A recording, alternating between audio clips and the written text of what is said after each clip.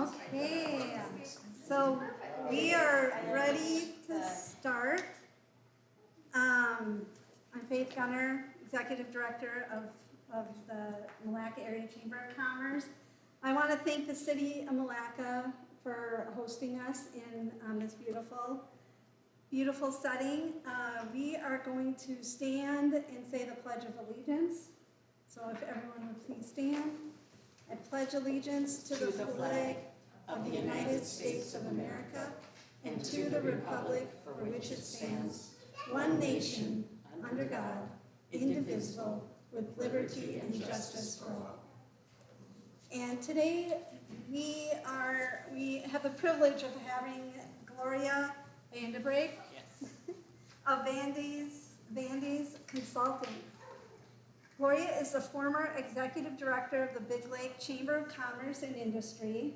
She has moderated political candidate forums for the past 20 years at Brainerd, Big Lake, Foley, Mille Lacs, Sauk Rapids.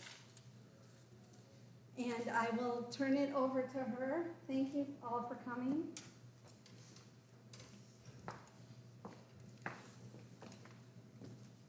I'm just so very happy to be here. I really think political candidate forums are really the way to go to make sure that the viewpoints of the candidates are shared with citizens and the voters. And I really appreciate the candidates for being here, and I think it's really important to share that.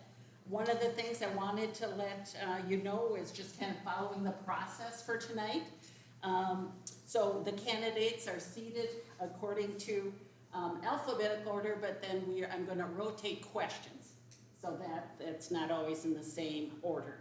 And basic questions have been provided to them, just 3 of those, and then we're doing questions from the audience. So we do have one who submitted already, and I've had some questions submitted for the Princeton City Council candidates, and so I've adapted some of those as well.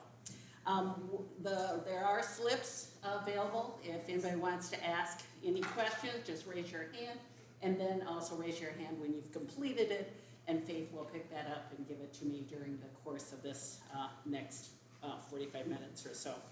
I do ask that you not identify a specific candidate, but a question that all the candidates can answer. And then if one of the candidates mentions the other candidate by name, then that candidate gets 15 extra seconds to respond to that. So it just gives people an extra chance there. Timers are in the front. They go from a minute to 30 seconds to 15 and then stop.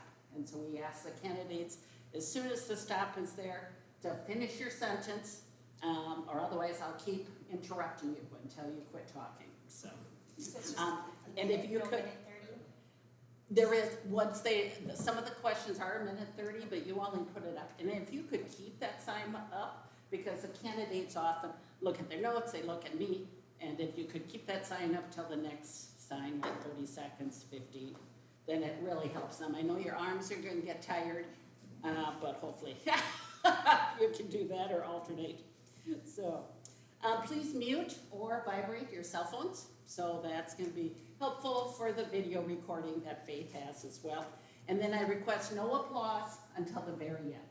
And that way we aren't interrupting and we're able to keep it going smoothly. So the first question, we do have the candidates.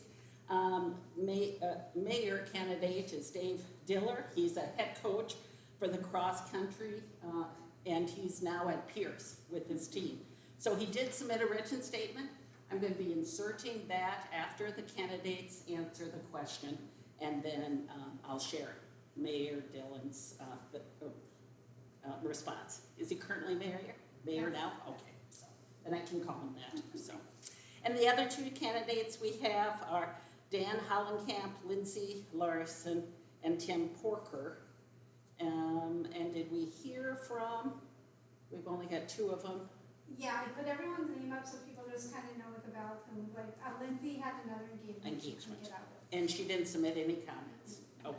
And I know Faith gave her the opportunity to do so last weekend, and Lindsay still didn't respond. So just having everybody keep that in mind. that she did have the opportunity to respond to the same questions that, like Mayor Dave had done as well. So we can move on to the very first question then, and it is, I'm gonna start with Dan. Okay, and the question that Faith had earlier sent to them is for a minute and a half.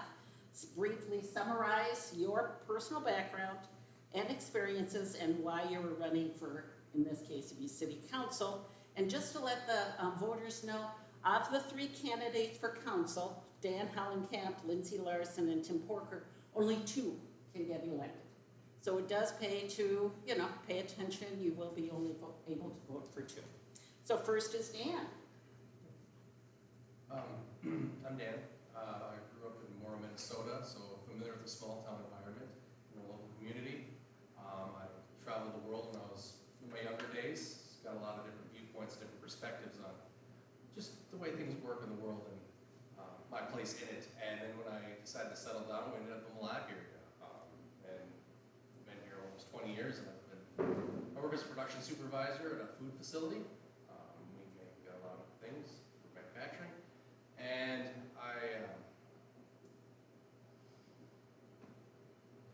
taught me a number of things about leadership and where I want to be and what I want to do. And when I looked at my community, I just wanted to get involved. And so that's why I'm here to use what skills and knowledge I've learned over the years to influence the community for the positive. Thank you. Same question then for Tim. I'm Tim Porker. I was born and raised in Milaca, been here all my life except for a stint in the Navy, and the last 2.5 years we did an experiment and lived in Lower Alabama for a while until the heat drove us out. I'm married to Karen. We live here in Milaca up on 4th Avenue Northeast. I've got 2 grown daughters that I'm very proud of. Karen's family lives in Cincinnati, Ohio, and northern Kentucky.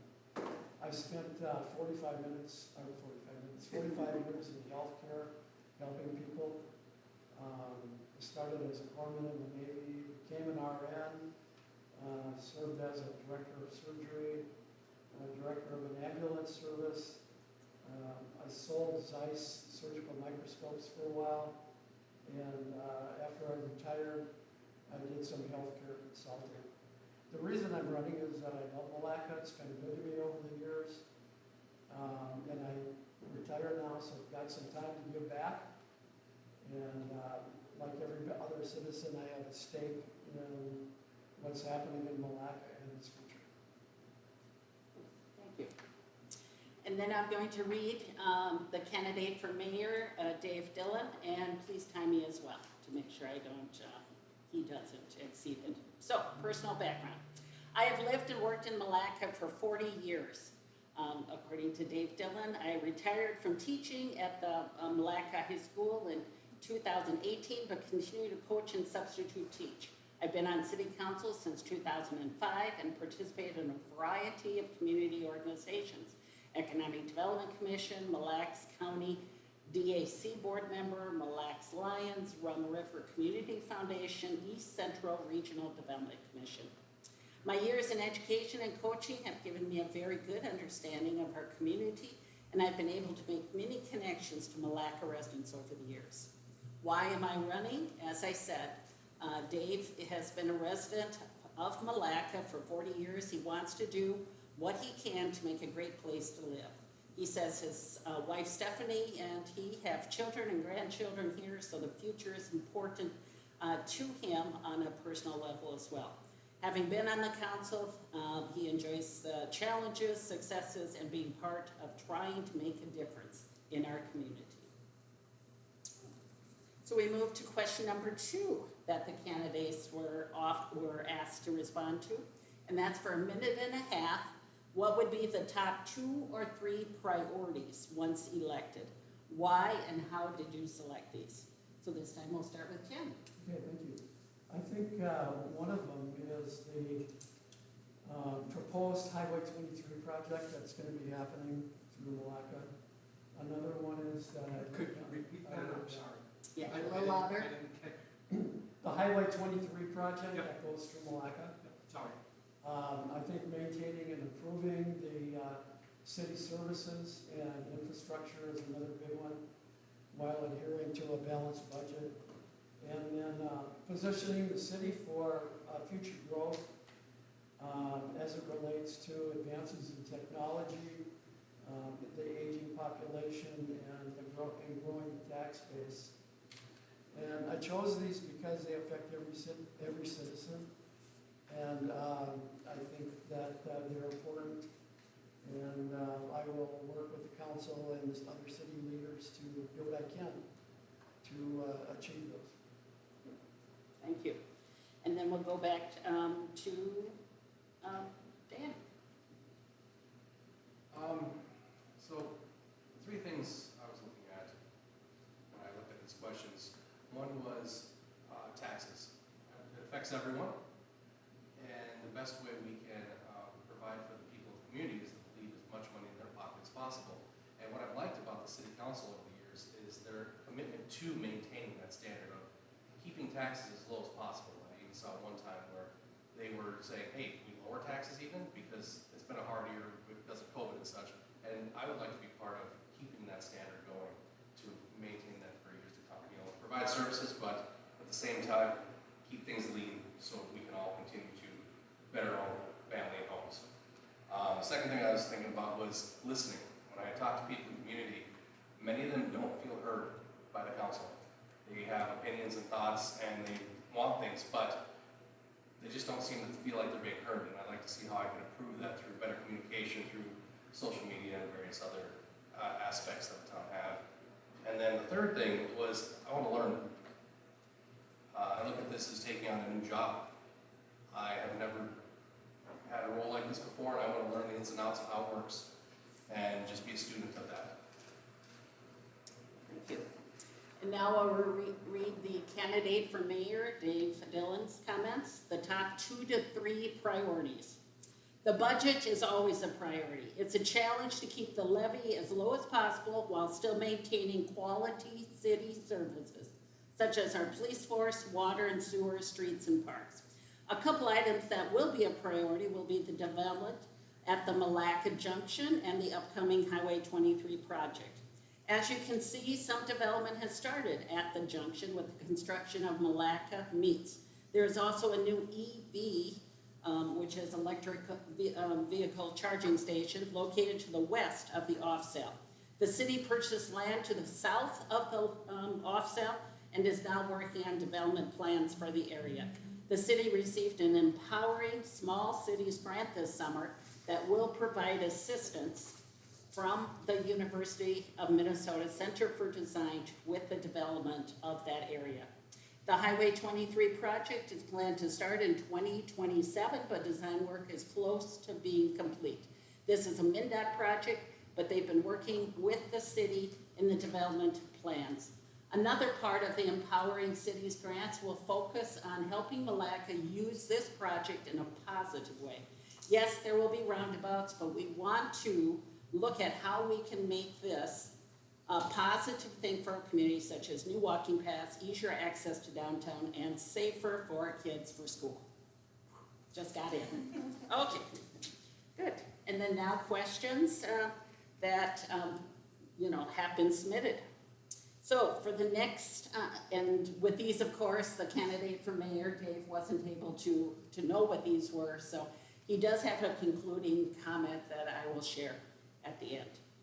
So for the next minute, we'll go to Tim first. Share what city infrastructure needs will occur in the next 5 years, and how will these be funded? I think the streets are a big one to keep that process going. I think we should be concerned with advances in technology. They're rapid advances, and I think that we're swinging rapidly towards an aging population, and we have to keep those concerns and issues in mind as well. Good.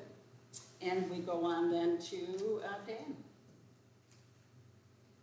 2 things I think of when we're looking at infrastructure. I mean, roads are obviously something that are going to need to be maintained and taken care of. And there are some work done. At the same time, our sewer and water system, we all got new water meters this last year, but at the same time, our sewer lines are still old clay tile pipes. It's been obsolete for some time, and they, at some point, we're gonna have to start looking at replacing those with updated to-code piping and so on and so forth. No, that sounds good. Okay. This one is kind of ranking the importance of city services. How would you rank them? And so for 30 seconds, these 3 items, the first one is providing the highest level of service, such as better response time for public safety and for staff, more people to help with problems and inquiries. B is the newest and most up-to-date infrastructure and equipment, such as roads and vehicles. And then 3 is the lowest possible property tax levy and users fees. And the first person to start is Dan. Do you need me to repeat those 3? First one is response time, fast response time. 2 is up-to-date equipment and certain infrastructure. And 3 is the taxes, lowest possible taxes. Rank them, Rank, yes. I'm gonna put taxes at the Okay. top. I'm gonna put response time next, and then roads behind that, at third. All high priorities, but Right. you have to pick. And then we go to Tim. I think safety is a big issue for everyone. I would rank response times number 1. We have to keep our people safe and respond to issues that they have. And number 2, I would put as taxes. I've been around talking to quite a few citizens, and every conversation, taxes are being brought up. And so I put that number 2. Number 3 is important, very important as well, but the equipment I rank as 3. Thank you. Okay, the next question is for 30 seconds. With the increasing violence in the metro area, for the next 30 seconds, what are your thoughts about the safety of Milaca's citizens? And we'll go to Tim first. I think our police department is, from what I've read and talked to citizens about, is doing a very good job. I think they have a lot of challenges with drugs and the other things that are going on. I think I admire what they do every day, and I think we need to support them in every way possible. Okay, thank you. Then we go to Dan. I've known different members of our police force for a number of years, and they're a really good bunch. I have deep respect for them, and they need our support. I think that, one, we should continue supporting them financially and staffing-wise and make sure they're properly equipped, but at the same time make connections with the county for our increasing demands that may happen in the future, but also start looking at community initiatives where we as residents start keeping tabs on what's going on in our own areas. Okay, thank you. Okay, the next question has to do with the city tax rate. So Milaca's tax rate is 40.605. It decreased slightly in 2024 this year compared to 2023. This is in the middle of the tax rates of Mille Lacs counties. So for the next 30 seconds, do you feel the tax rate will remain roughly the same for 2025, or increase or decrease, and why? So Dan is first. I would like to hope that it stays about the same, but inflationary pressures are causing problems with that. Is everything just costs more? So we're going to take some evaluation, decide what we're going to do with that. At the same time, maybe, because of safety, we're looking at other police department personnel. Maybe not. It depends on what the needs are. Thank you. So then we go to Tim. Well, I'd like to say they'd stay the same, but, stuff happens. Equipment costs rise like everything else. Healthcare costs are rising, especially with an aging population. I think on the council, I'd be a voice to try to keep our levy as low as possible, but we have to respond to things that come up as well.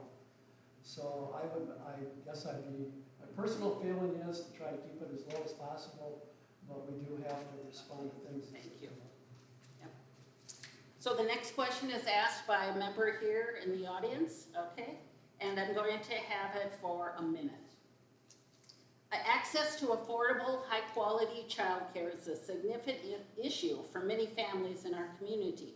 What specific policies or initiatives do you or would you support to increase the availability and affordability of childcare, and how would you support our current childcare providers? And Tim. I agree. I think it's an issue. I hear from a lot of people about it. I personally haven't investigated enough and researched it enough to give you a really qualified answer, other than suggesting my wife take on a daycare facility. I'm just kidding. Whoa. That would I help me did that the for heat. 15 years, I'm not doing it anymore. Okay. Thanks for that added information. Yes. I would certainly vote for any initiative the city could come up with in that regard, because I think it's very important. Good. And then we go to Dan. Childcare is very important. I believe a lot of that is county-based, but as a city of Milaca, we can find ways of actually encouraging that, people to start those businesses, possibly prepare locations or work with advertising locations that would be suitable for that, at the same time maybe even tax breaks for those particular businesses that could set up and give them, so many years where they have reduced taxes from the city, if they were to set up in our town so they could provide those services to our community. Thank you. Another question for 30 seconds. What do you see is the future of Milaca in the next 10 years? Population growth, business growth, and then we'll start again with Dan. Next 10 years, I would hope that Milaca will continue to grow. Growing city is a healthy city. I encourage and support anything to get to that point. I would like to see more business out on 169, even to the point where we're not only redoing the junction, but out at Unclaimed Freight, where we pick up some more land and start expanding that area as well, to have a second point on 169 to increase our commerce. Hopefully another industrial complex or two to provide good jobs. Okay. Thank you. And we move to Tim. I think the city leaders and the city council, from what I've read and talked to people, have positioned themselves fairly good for the future. I do think that the city has to develop a realistic long-range plan to develop some of these issues.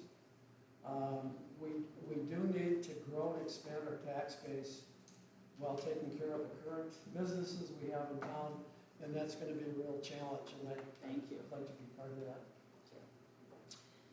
And I just want to give a reminder to the audience, we do have like 5 to 10 minutes. If you have any questions, feel free to jot them down, and I can still squeeze it in before the very last question.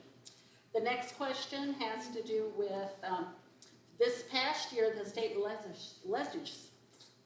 legislature mandated new requirements for cities and did not fully fund them.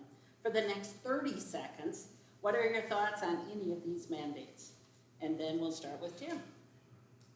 We just moved back from Alabama in July, and I'm not aware of the mandates. Okay. I'm not informed enough to make a comment on that right now, but I will be. Dan. The state does like to make a lot of decisions. I don't have specifics on that either, because they do make a number of them, and some of them are more public than others. I would like to think that we as a council would look at them, evaluate them, and make the best decisions that's fiscally and responsible for our community. Okay, sounds good. This question for another 30 seconds. What are your thoughts on how the city of Milaca can be an employer of choice for your current employees or to attract new employees? And we'll start with Dan. So, like the city itself? The city employee staff, yep. To either retain employees, attract employees. There's a few things when you're looking at employee retention. I mean, one is benefits packaging, pay, that's important to be competitive in that area. But at the same time, there is a morale and a culture that you need to build in that environment.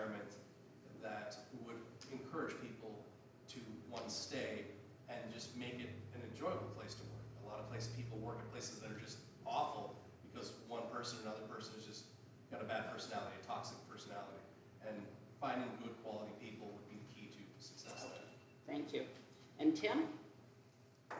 I think it'd be important to listen to city department heads, other employees. Each one has suggestions, ideas, comments and concerns about how to make city services better.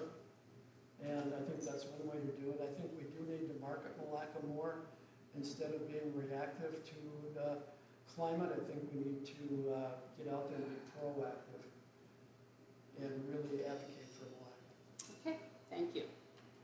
Another question for 30 seconds. If elected, how will you ensure that you stay connected with residents and business owners so that you can adequately represent them and their concerns? And Tim starts. I believe in face-to-face relationships with people, getting out and knocking on doors, which I have been doing. And I've been getting my eyes open in good and bad, mostly good. And I think attending community events, engaging people, and just getting out there. Thank you. And Dan?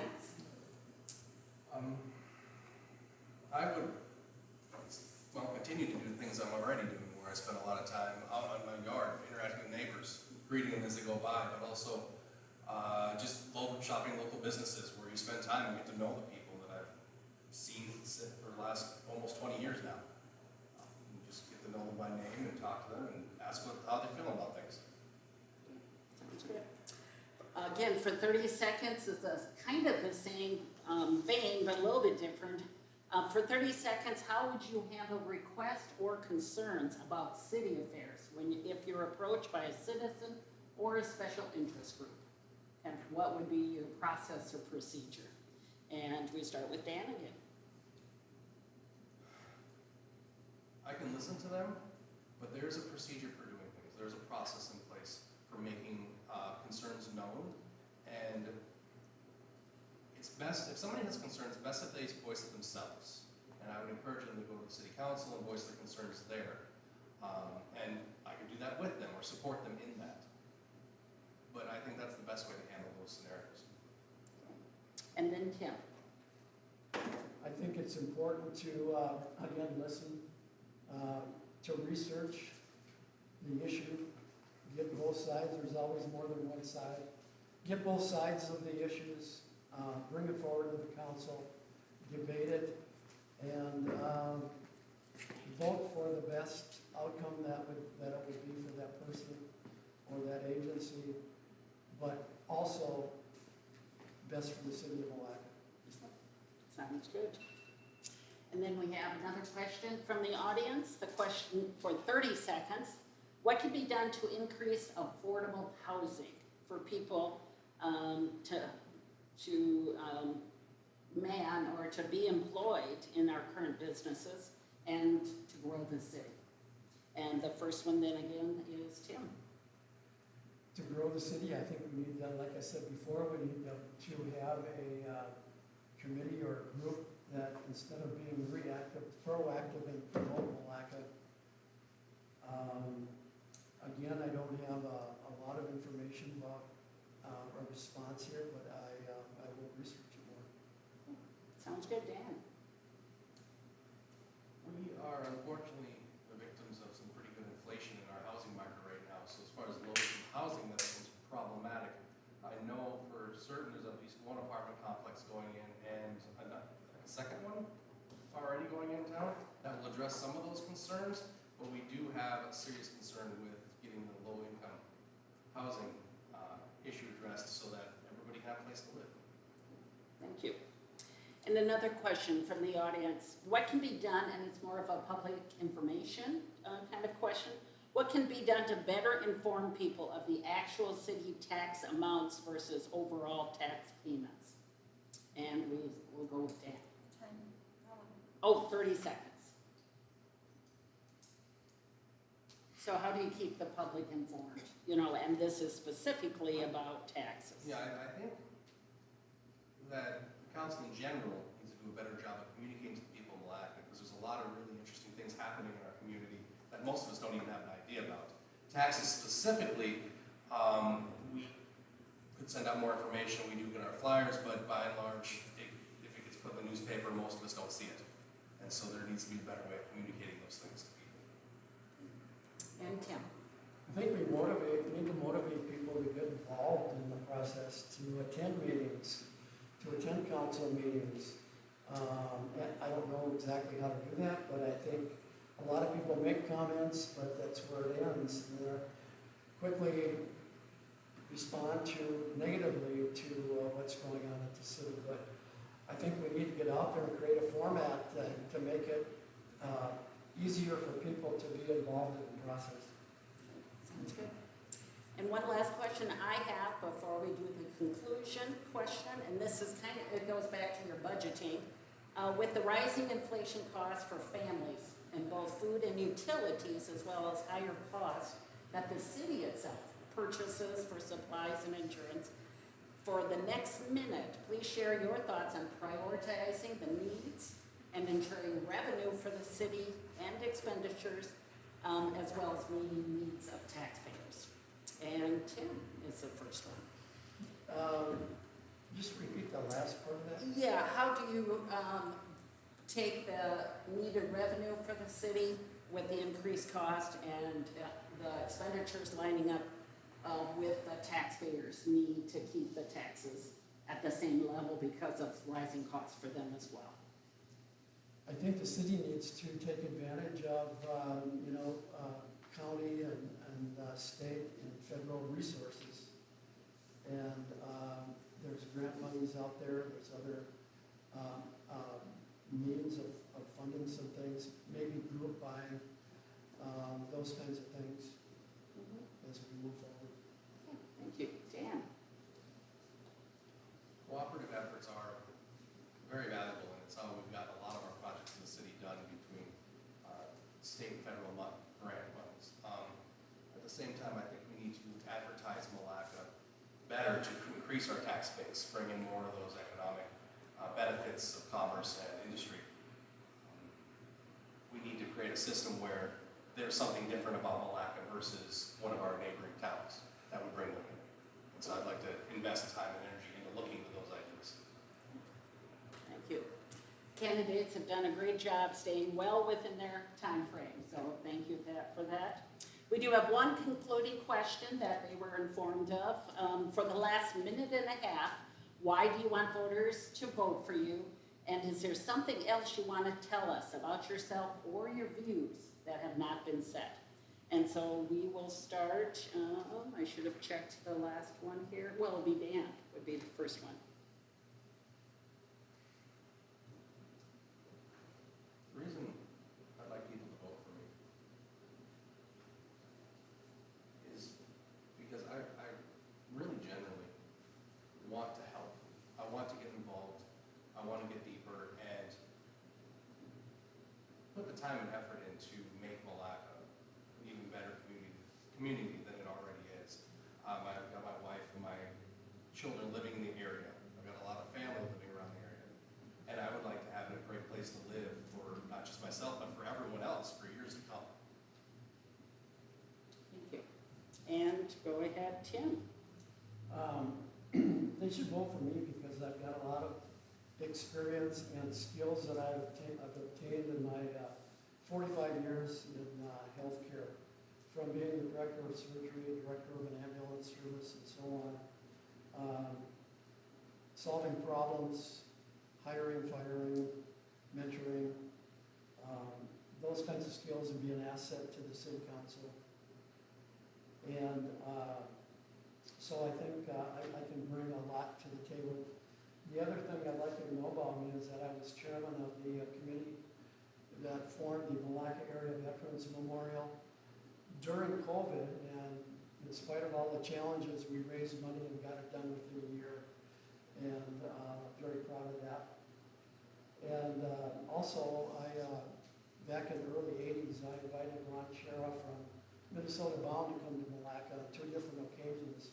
One was fishing the Rum River, the other was hunting. And he brought up 2 Minnesota Twins with him. And both events were, he wrote up in the Minneapolis Star Tribune, which put Milaca on the map.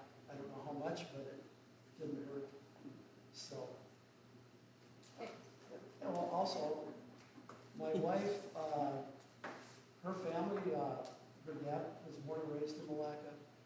grandparents own the Riverside Nursery out here where the golf course is now. Okay, And thank you. stop. I Thank you. could go on. And then we have the comments submitted in writing from the candidate for mayor, David Dillon. Why vote for me and anything else? And he responds, he is not running with an agenda other than what he can do for our community. He says, I feel it's important for everyone at the city to work together as a team, and I think it would be my role as mayor to help foster that. We have a very good council that works well together. It has been my privilege to serve on the Milaca City Council, and I would be honored to have the opportunity to continue the challenge of mayor. We have a great community, and if we work together, we can continue to make improvements so that Milaca continues to be a great place to live, work, and play. So that is all of the questions that we have for the candidates. Just wanted to remind everyone that this is being taped, and so it is going to be on the Milaca Chamber of Commerce website. So if you want to share that with any of your friends and neighbors as you go out and see people, that will help as well. Just in closing, I want to thank all the city council candidates for coming. It's truly commendable for each of the candidates to run, and I sincerely mean that and believe it in terms of your willingness to serve the Milaca community in this manner. Thank the Milaca Area Chamber of Commerce for sponsoring, for doing the taping. Also want to thank the Milaca Gorky's Community Center and the city for hosting us. And just a reminder to everyone, at 6:30, the Mille Lacs and Sherburne County Commissioner candidates and the Minnesota House of Representatives forums will be broadcast live from Princeton. It's also going to be taped, and it's also going to be viewed on, I believe, both the Princeton Chamber website as well as on the Princeton Schools streaming page. And the final comment, remember to vote. You can vote starting November 20th, which is next week, contacting your county, or you can vote November 5th at your local precinct. So let's give a round of applause to our candidates. Did you mean September 20th? Yeah. September 20th, you can start getting the early election info.